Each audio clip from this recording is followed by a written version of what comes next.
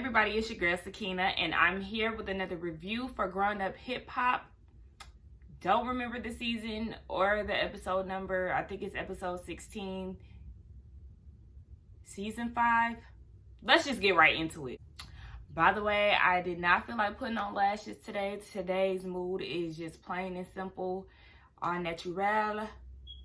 So accept me for what I look like. I'm a bit tired today, okay? So let's just get the Simmons family out of the way. Angela, Denise, and Vanessa meet up at Angela's house. She's getting her makeup done for the day. And somehow they get into the talk about Vanessa feeling insecure because she's overweight. I guess she had never been that big before.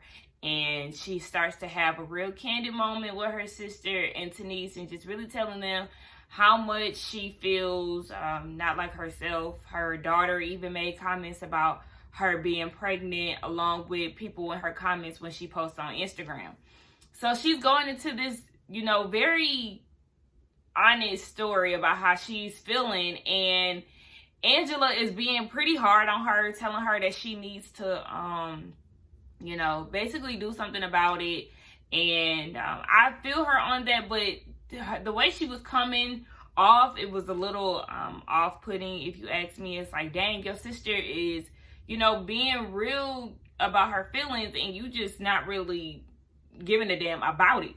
So I thought that was fucked up. Then she started to deflect from the situation and completely cuts Vanessa off. So it really just makes her feel like she doesn't care about what Vanessa has to say. Vanessa did say, standing next to the fitness guru Angela, it makes her feel some type of way because, she's not up to par where she wants to be image-wise. And she's also in the acting industry. And with that, being in Hollywood and living there, everything is on 10 when it comes to appearance. So she's really feeling insecure. And I hate that for her. I really hope that she gets the confidence that she needs, because Vanessa is a beautiful girl. I can definitely tell that she is insecure. She actually kind of wears it. But I just hope she could just get a trainer. She wants Angela to hold her accountable. And I'm like, Lord, that might not be a good idea because they already have sibling issues as it is. But she steps on the scale. She's 177 pounds. And I just think she needs to get with her sister, somebody who already works out, get you a personal trainer and knock them pounds down, girl. You could do it. You just really have to be ready for it. In her confessionals with Twist and Brianna, she talks about how nervous she is for this shit to play out on TV. And I think she'll be all right, It'll be people that will talk shit about her, but then she has to remember why she wants to do it. She ultimately wants to be happy with her weight, so I think she'll get it done. So we get a scene with Twist in the studio. He says that his last hit on the radio was back in 2011. That was a long time ago. That was the year that I graduated. So I'm thinking, damn. But he's trying to get back into the studio. He's been associated with Lil Wayne and Justin Bieber. I think that has really overshadowed what he was trying to do as an artist. But he's back in the studio. He's with Jojo, Bow Wow, and Bree. He's asking them for their honest feedback because, his comeback is very important to him. For me, I think the song sound good. It's in the mix of what's being played today. So I don't see why I wouldn't get no radio spins or any streams. So I think that GOAT will be played. Y'all go listen to it. He's having a slumber party, I think, for his birthday. So he's inviting everybody to come. Somebody asked if Sam can be invited. I can't remember who that was. He said that he can come, but you can kind of feel that he doesn't like Sam, as we already know. So he really don't want him to come, but, the door is open, aka the producers is making him come. They start talking about, or Jojo starts talking about how he heard that Angela is doing the merch for Bow Wow on the Millennium Tour, and Bow Wow says that he's nervous about it because he knows that him and Angie might butt heads. And Jojo was like, okay, well, if you nervous, why are y'all working together? Jojo was not feeling them working together at all, and I feel the same way. I just don't see the point. Bow Wow has enough money, or I hope he has enough money to get somebody else on the merch team outside of Angie. I'm just over their storyline. Twist feels like Jojo isn't privy to a lot of the things that Angela and Bow Wow may have done. You know, he thinks that they're a little spicy. There's some maybe some sexual things going on between them right now. Jojo is not having that shit. And Bree also feels like them working together is just like, you know, a reason for them to be around each other. Baby, we see y'all for y'all works, okay? Whatever.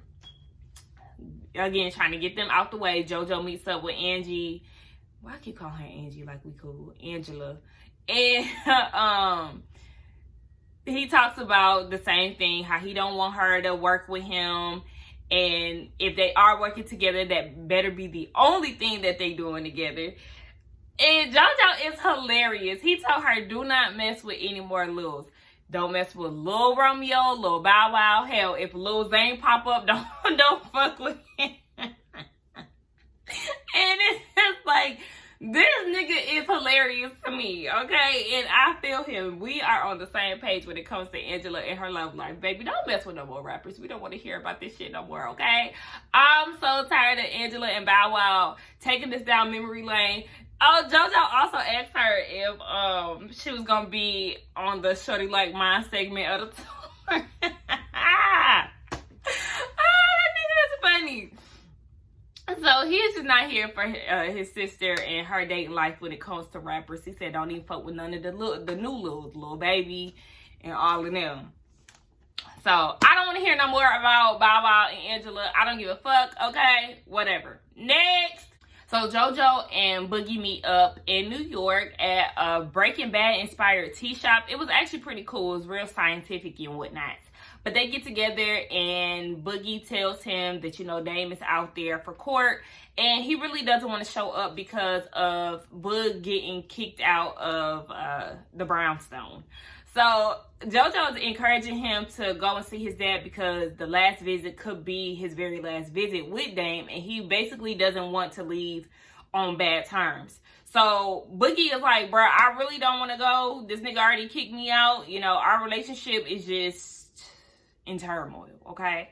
Boogie is tapped out. He don't want to deal with this shit. He feels like he's always going to be there for his dad, but he's really going to love him from a distance because they butt heads too much and it's just not going to work. He thinks that him and Dame will never be on good terms, really. Jojo was high as fuck in this scene. Jojo reveals that him and Run had a little rift not too long ago, but their relationship is back on track. So he feels like it's hope for him and for Boog and Dame. But my thing is, your relationship with your dad, Jojo, is totally different. You have a very loving, expressive, God-fearing father that is very family-oriented. Not really saying that that's not the same for Dame, but he just has a whole different way about going through situations with his children. So you and Rev Run, y'all can patch things up and be on a good foot. Dame and Boog, they gonna need therapy, okay? Because Dame is a difficult person to deal with. I could not have him as a parent. I don't know how I would go through life. I sympathize with his children. So I feel Boogie when he says that he just want to love his dad from a distance, because all that arguing shit, that gets exhausting. Don't nobody want to go through that on a daily basis, especially with somebody that you're supposed to be close to, your parent. Don't nobody got time for that. So Dame is on the way to his court date, and he's in the car with his girlfriend. I can't remember her name. And he's basically saying, like, him going to court for child support isn't gangster. That's not gangster. All the shit that he's done before, and he goes to court for, he has to turn himself in because of child support. But my thing is, you feel so embarrassed about it, but you the one who had all these kids. Why wasn't you coughing up the money to support your children? That's a reflection of you. That's something that you failed to do. So if you're embarrassed, you should be blaming yourself, and make sure you right that wrong, sweetie, because the courts don't play about that shit. They don't give a damn. So they're on the way. Boogie shows up. When they get out the car, they have their dog with them, and I'm like, Why couldn't the dog stay at the brownstone? Like, why did y'all bring this damn dog with y'all? So we all know that Dame ended up getting locked up. He got arrested. Boogie comes outside, and I guess they put the dog back in the car. So when Boogie comes outside, he's talking to the dog, and he's like, your dad got arrested. He put this shit on himself, you know. He'll be all right, though. And, you know, Boogie was saying how Dame has a lot of baby mamas and whatnot. And I'm like, damn, how many kids does he have? I only know of three. But I don't know how many kids he has exactly. So, you know, listen. You have all them kids. You got to support them. Like he said, you did put that on yourself, Dame. You should have been paying your child support. Now you got locked up. He's headed to Queens, and, you know, we'll see how it goes for him. I'm sure he'll be out on bail soon. Okay, now to the main event. So, Tyran, TT, and her boyfriend are gathered around at their resort house, and they're talking about the whole situation with the family. TT's mom is on her way, but little does TT know, Egypt is with her, and they're about to have this family meeting. So, when her mom gets there, you know, TT sees Egypt and she's automatically annoyed because she's like, look, bro, I don't really want to deal with this. I got my own shit that I need to worry about. I'm not trying to see Egypt. I'm not trying to have no talk with her. Tyran is not hopeful for this outcome. He knows Aunt Bev does not play, but, you know, they did a few flashbacks of the previous family meetings and they have not ended well. So Tyran is like, what the hell makes this one any different? Egypt needs some type of backup. So, you know, I thought based on the previews that Sam's ass was going to appear, but she actually had Pep on the phone. Now, before she had got there, before she got to see Tyran and them, she was telling Pep on the phone that she feels ambushed. She needs somebody on her team. Like, what the fuck did you get me into? So I guess that's when she decided that she's just going to have Pep on FaceTime, you know, in her defense, because she can't handle the pressure on her own, obviously, showing that she is on some little girl shit. Speaking of Sam, Easy pulls up on him and he's playing the game or whatever. He's asking where Egypt is, and he tells him that she's in Jamaica having a family meeting. He's actually happy that she went alone because he said that Egypt can't stand on her toes without him around. Easy asked him if he's going to Twist's slumber party, and he said that, yeah, he was going to come, but he really has a bone to pick with Lil Twist, so that's the reason why he's going. They showed a flashback about the engagement party and how Twist feels like Sam is an opportunist, and he has taken over Egypt's spotlight and made it all about him, and that's the truth. So I guess Twist has struck a nerve, and Sam says that he wants to address it. Sam, in his confessional, says he's going to check Twist, and he says that he's tired of looking like a joke. Interesting. You don't like being looked at as a joke, but you do jokey things, and you also consider yourself as the Joker. Sweetie, you're a fucking joke overall, okay? And it doesn't make it any better that you consider yourself the Joker. So, baby, play your part and embrace the title that you have, because you really are a joke and on some clown shit, hun. And he's not convincing at all when it comes to his confessional thug talk. Like, you know, he feel like, you know, I'm not gonna go for that, and da-da-da-da, I don't play that shit. And it's just like, okay, I'm scared. All right, Sam, go sit the fuck down. So back down in Jamaica, they are having the talk. They started the family meeting. Pep is so delusional. Her and her daughter have delusion down pat. I feel like she said that she was shocked when this thing grew legs, and that it's bigger than, you know, what it initially was. And it's like, it's always been a big deal. The fact that this man or boy has come into your family's life and shook up the room, okay? Y'all's family dynamic is totally off. You are going to war for this boy, and you're also going against TT. So you're totally disregarding TT's feelings about the situation and just going totally off of what Sam ass said. Because TT, they addressed the whole shower thing again. And TT says that Pep and Egypt did not know about this hotel situation. This is something that they got from Sam.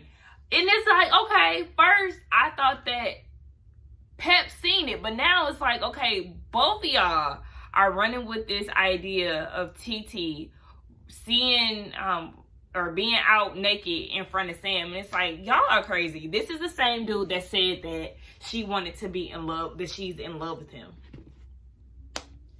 Y'all are fucking crazy. Okay. Egypt doesn't like the fact that they showed Sam's bank account on TV. She doesn't like the fact that they tried to sabotage the proposal. And TT admits to that. She was like, yeah, if I'm gonna be honest about anything in this motherfucker, I want to let you know that I purposely tried to sabotage your wedding or your proposal because I don't really want you with this nigga. So yes, I admit to that. And that whole bank account thing, we don't give a fuck about the kind of money that he has. We just don't like his personality. He's too intrusive. He tries to, you know, be a part of the family so much right out the gate. And that can be very off-putting when you're trying to incorporate somebody into the family and they just come in head on. It's just like, whoa, can we get to know you first before you try to act like you've been in the family for 10 years? I've had that in my family before, so I know that feeling all too well. And I understand exactly why they don't like him, because he does too motherfucking much. So, you know, Pep is still on FaceTime and she keeps interjecting on certain things, and she starts to defend Sam, saying that he's a hardworking man. Meanwhile, she's defending this goddamn clown, and her son is laughing in her face like, my mom is fucking delusional. Like, what the fuck? Like, I don't think that Tretch is Tyran's dad. He must have got a lot of his common sense from his real dad or something, because Pep and Tretch, they're both like very off to me. When it comes to raising their child, it doesn't seem like they put a lot of discipline into her. Egypt is not a bad girl. She's just super naive, like very naive. And those are like the worst type of people, because you could just do whatever the fuck you want to them and they just don't see it. They see flower fields and shit. And Egypt is like, she basically goes off into this rant where she's describing Sam like, just because he has money and I come from a family of celebrities and I have money, you all automatically think that he's trying to scheme and that, you know, he is somebody in the music industry and that he's trying to be a star. And it's like, yeah, you described exactly what everybody thinks and exactly what it is, honey. Is he trying to help you with your records? Is he trying to help you get in the studio? Is he helping you with an EP? No, at least that's not what they show on Growing Up Hip Hop. You would think that, but it's all about Sam, honey. He made y'all's engagement party about him coming out of this closet that we didn't need to know about at that point in time, girl. But according to Egypt, she sees behind the closet. It's like, girl, you're so cute. And at this point, you can really tell Tyran is over the shit. He's like, look, bro, I don't fuck with him. I think he is taking advantage of you. He is using you for, you know, our family. And he just does not have good intentions, but you're not going to see that. And I feel like they need to go ahead and let her fall on her face. Auntie Bev said that she is insecure and has low self-esteem. She might have some type of insecurities, in which we all have, you know, our own insecurities at times. I just feel like she's just young and dumb. And it's going to take some time for her to really realize that that man ain't shit, sis. Tyran also mentions the fact that Sam had, like, I guess, like a camera crew there for their proposal, and everything is just like a publicity stunt for him. So that's why he does not rock with him. I feel like Tyran just need to go ahead and karate chop that nigga across his neck, you know, one good time, and run his ass off. Yeah. At the end of the day, TT don't have this shit to do, so she's like, look, I don't give a fuck about Sam. I got some more shit that I'm worried about my damn self. boom, I'm pregnant. So once she announces that she's pregnant, Egypt is feeling some type of way. You know, she congratulates her, but she also feels like TT is being a hypocrite because TT kept telling her, don't get pregnant by Sam. And it's like, yeah, bitch, don't get pregnant by Sam. Duh. But she feels like you're telling me not to get pregnant, yet you go and get pregnant by your boyfriend. Sweetie, she's in a whole nother relationship compared to what you're in. You are in a toxic relationship with an unstable man who is using you for everything that you got. TT is in a relationship with a man that got money, that is established. They're both established, and they're in a pretty healthy relationship from what we see on TV. Baby, that's apple and oranges. Don't compare yourself to what TT is at with her man, because you will never win as long as you got Sam on your team, okay? Bye.